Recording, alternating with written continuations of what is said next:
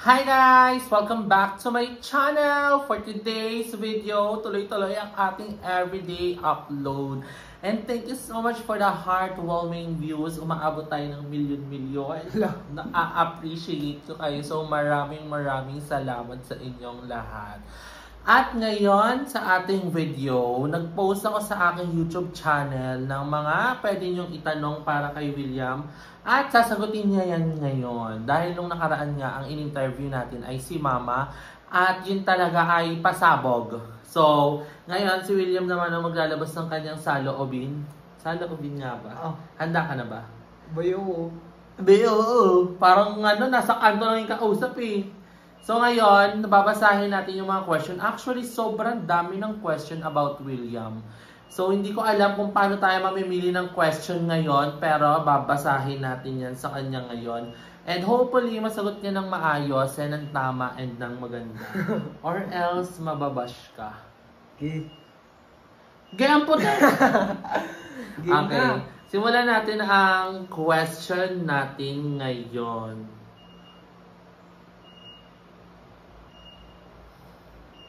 Ba't nagbabasa ka?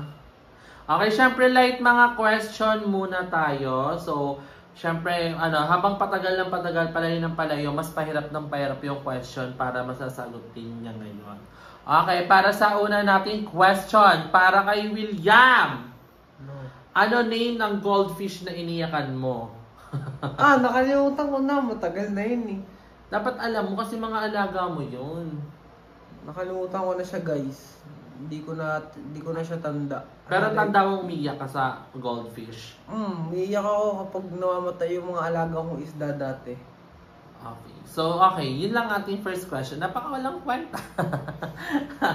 Okay, next question naman galing kay Tam Kunanan. Anong pangarap ni William? What will he take up in college? Anong pangarap ko? Yes. Anong dream mo for your own paglaki mo? Ang pangarap ko po is maging sundalo, piloto, or NBA player. Ay, hindi PBA, NBA agad. PBA muna bago NBA. Ayun yung gusto ko. So, bakit sa tatlong yun, ano yung, kung i-rank mo, ano yung parang gusto mong pinaka ma-achieve? NBA. Next. Ayun na. Ayun yung una. Next na. Mula sa pataas ba? Rank 1 to 3. Sundalo, PBA, NBA. Sundalo pinaka gusto mo? Oo. Gusto mo sundan yung pak ng papa mo.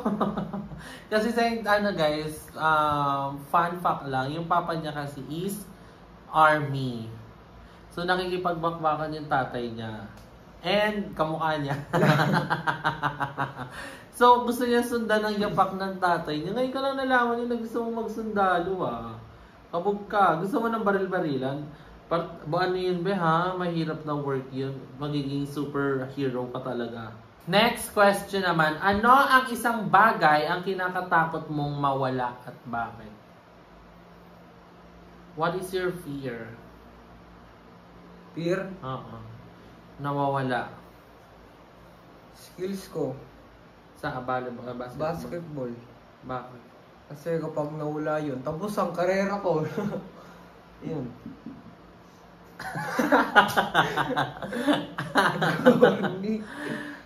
Yun lang yung takot kang mawala. Ang babaw mo naman. Okay, next question naman. Pag may nang babash ba kay Tito GM mo, pinagtatanggol mo ba siya sa mga basher? Minsan, guys. Hindi talaga. Or minsan. Minsan lang. Minsan, guys, pinapaboran ko yung basher. Kasi tama naman eh. Pinapaboran yung basher. Paano mo ako pinagtatanggol? Wala kang pinagtanggol sa akin. Di mo lang alam nung account. May dami account ka? Oo, malamang. May paano kunwari, ano yung basya ka? Tapos ano pinagtanggol mo? Gaganti ako masama. Totoo ba? Oo. Sasabihan ko rin. Next question naman. Sino sa inyo ang madaling mapikon? Nino? Sa ating dalawa. Siya po. Siya. Ikaw. Kakagising ko lang galit agad. Mukhababok lang ako sa'yo eh. Paano gigisingin nila ako? Kakatulog ko lang, tapos di na ako makakatulog uli. Wala, ikaw ang mabilis magalit. Hindi naman ako mabilis Ikaw ang madaling mapikon. Ako lang ang mabilis tamarin. Pero ikaw ang madaling mapikon. Pikonin ka lang ng ilang beses, dadabog ka na. Uy, ikaw yun. Para sa akin siya. Para sa iyo daw. Para sa kanya ako. So, sinong toxic sa aming dalawa? Comment down below. Okay, next question naman. Ano ang lahi ng father ni William? Monkey. Charis lang. Ano lahi ng papa mo? Isabella yun. Lahi ba yun, Isabella? Hindi, ano ba lahi yun? Pilipino, malamang. Pilipino, ayaw. Lahi daw yung Isabella. Sagutin mo, tatay mo yun eh. May isang type din kasi, kunwari, tayo, Tagalog. Ang tawag sa nila? Isabellians. Hindi. Yung Ilocano yata, o Ilocano nga. Hindi yung lahi, ang lahi Pilipino. So, Pilipino po ang tatay niya. Pilipino po. Isipin nyo lang yung mukha ni William, guys. Ganyan na ganyan din. Matangkad din. Mas fresh lang si William a little bit. Ay, yung magpo-flash dyan sa screen, yung video call nila. Charis lang. Okay. For next question naman. Can you share your thoughts on how you truly feel growing up na kasama mo sina Tito GM and Mommy Needs? Parang ano daw yung feeling mo na kami yung kasama mo lumaki ni Mama, si Mama at saka ako. Feeling Ala, naiiyak siya, guys! Ala, wag kang umiyak. Paano to? Wag kang umiyak. So, how does it feel to live with me and Mama? Sobrang saya guys, kasi lahat ng, kunwari, may nagpaparinig lang ako, bibilan nila ako, no? Kaya kay Tita George ako eh. Nabibili ko, like, kapag sinabi kong kailangan ko, binibili sa akin Tito George. Kaya love na love kita, Tito. Love you.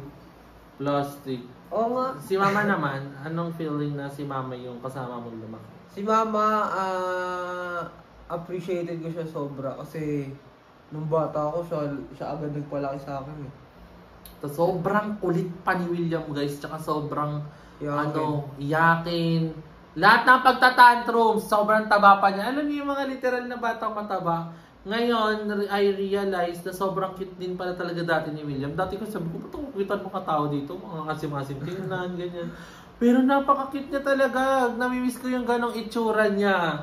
Yung sobrang taba, tapos, anya tita. Yung ganon niya, so nakakamiss din yung ganong ano ni William. So ano pa?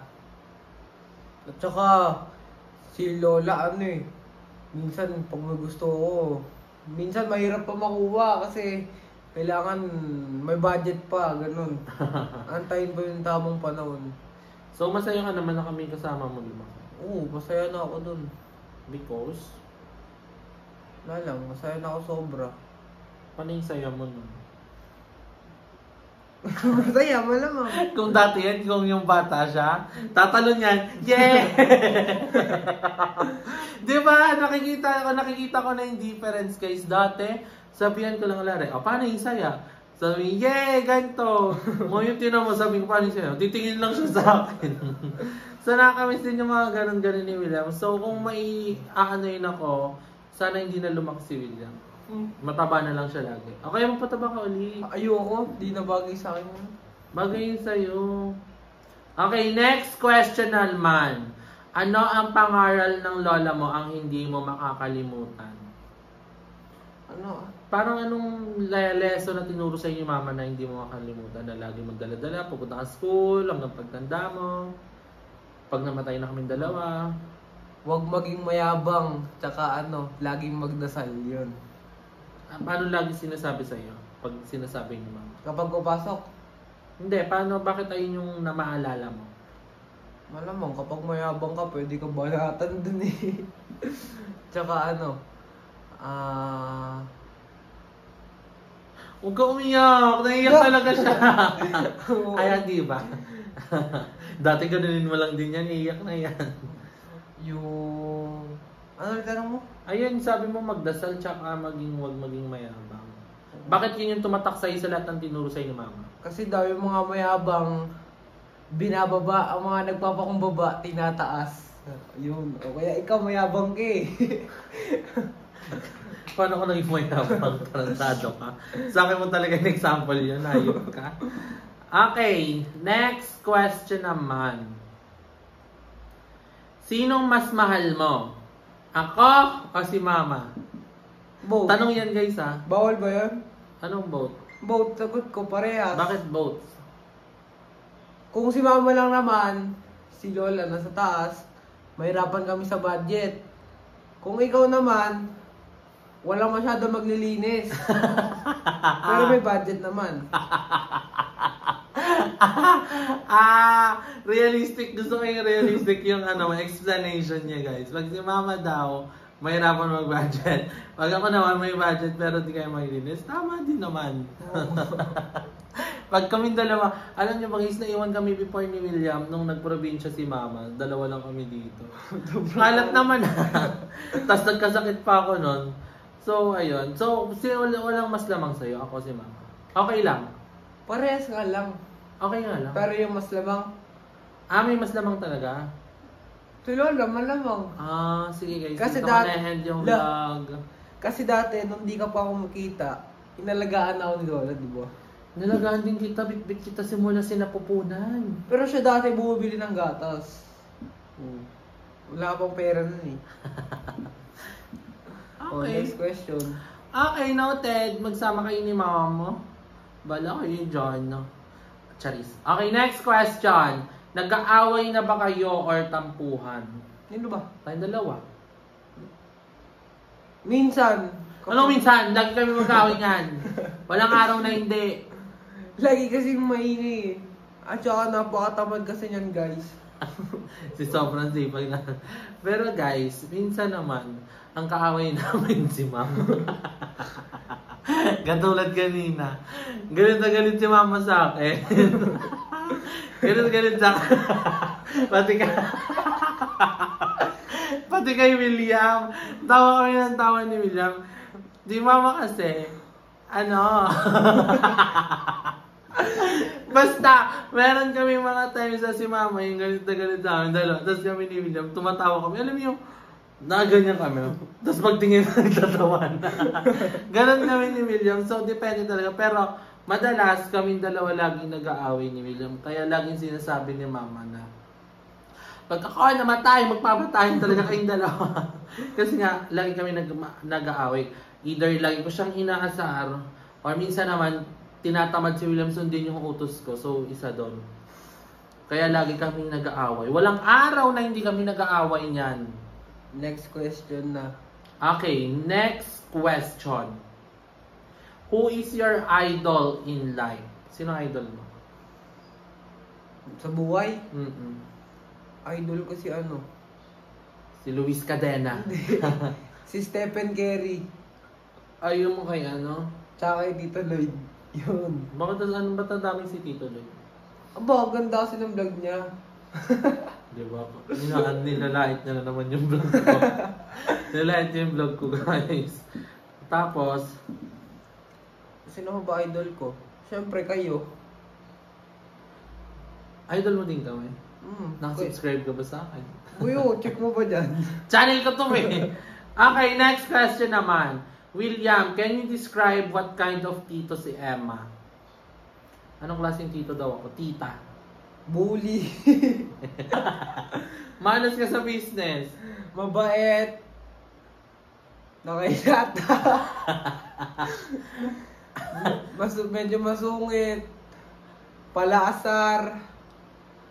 Mapagbigay. Yun. Bakit may nakailata? Papansin ka talaga. Lagi ka nga nakaiga eh.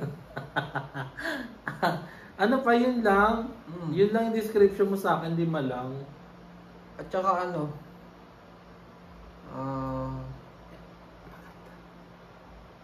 maganda. Thank you, Yun, Lord. maganda. Okay, next question naman. Close ba kayo ng mama o papa mo? Close na close guys. Lahat sila ay close ko. Close mo mama mo? Close ko rin papa ko. Lagi kami Sino mas nandito. close mo? Mama mo o papa mo? Papa ko. Ay, papa mo? Oo. Bakit? Ay. Mas close ko nga papa ko. So, Ate Kat, if you're watching this, takpang ka. Ba't nas close mo, Papa mo? Papadala monthly. Lagi kami nag-uusap. Lagi Saka din.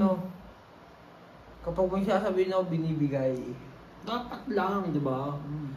Max, bakit si mama mo? Minsan kasi, wag na nga, baka mapanood. Ano nga? Ba't hindi mo close, mas hindi mo close mama mo? Minsan kasi minsan lang siya tumawag, tsaka naiya ako. Ewan ko Naiya ka bakit. sa kanya? Oo. Alam niyo ba guys, Hindi kasi kami masyadong nag-uusap. Ngayon lang kami nag-usap nung na ako eh. Mga 11 pataas na. Dapat, si Papa dati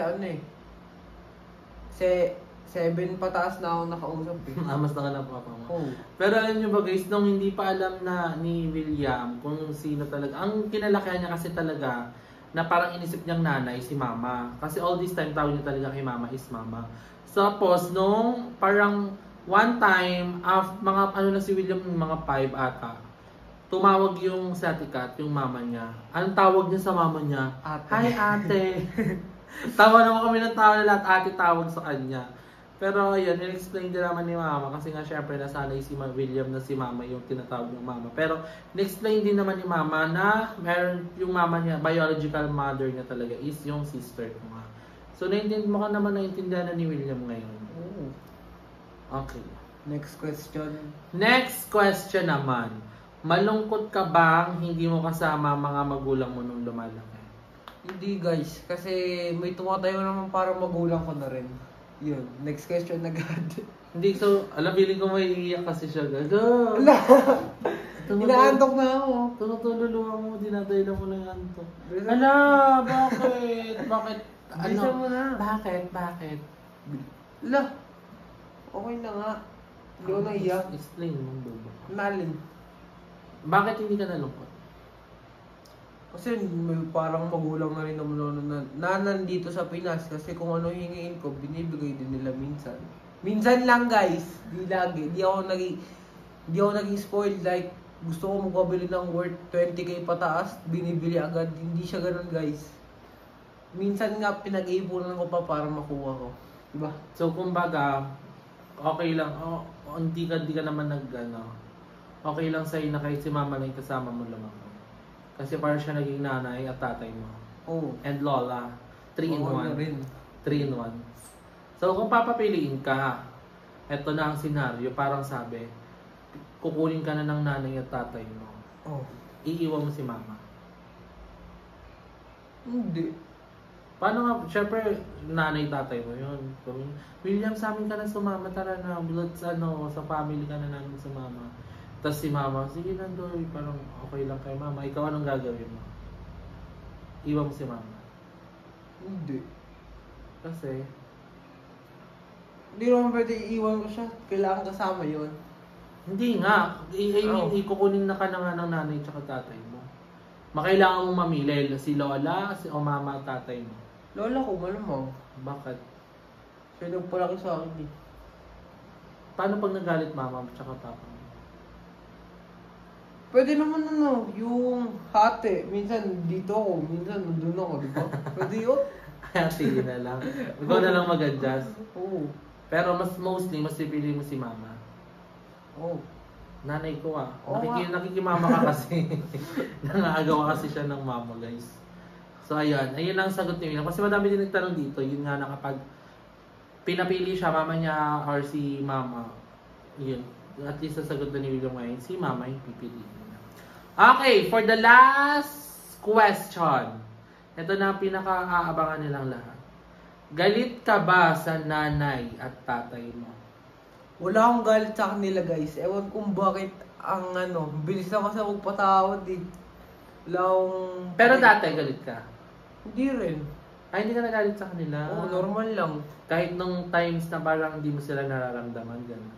Hindi. Okay lang naman sa akin yun. So, paano mo tinanggap nung parang nagkaroon na kayo ng communication na, okay, may biological father and mother ako, so, aside from mama, paano mo na yung parang di magalit sa kanila, gano'n? Nung bata pa lang ako, hindi ko yun. Like, di ko lang pinansin. Nung nag-chat sila, kinausap ko, in-entertain ko rin. Tapos, yun na. Wala naman akong tinanong na galit sa kanila. Siguro dahil maaga pa lang nagsabi na sila, di ba? Yung iba kasi... Wait lang. Sige, tuloy mo lang. Grab ko yun. Tuloy mo lang. Yung iba po kasi... Ay... Yung iba po kasi... 17 plus na nagsasabi, di ba? Ayun talaga yung di ka tanggap-tanggap. Kausapin mo na. Cut direct. Wait lang guys, wait lang. Guys, dito ko na-end yung vlog. Thank you so much kay William sa pagsama sa ating vlog today. Di ko na na-set up yung camera kasi naglolo ko yung mic natin. But I hope na nasagot namin ang inyong mga... Wait lang, naglolo ko siya. So, ayun nga. Anyway, dito ka na-end yung vlog. Thank you so much, Yam. Kahit antok na siya kasi meron pa siyang pasok bukas at Messi kasi yun pa sila sa DFA. So, I hope na na-enjoy niyo yung aming Q&A kahit parang wala masyadong sense ang aking video for today's video. And again, thank you so much for loving my family. I love you all so much. Mahal na mahal ko kayo. See you on my next vlog. Comment down below pa na anong pwede kong gawin na vlog para may vlog tayo tomorrow. So, yun lang guys. I love you all so much. Hanggang sa muli. Bye!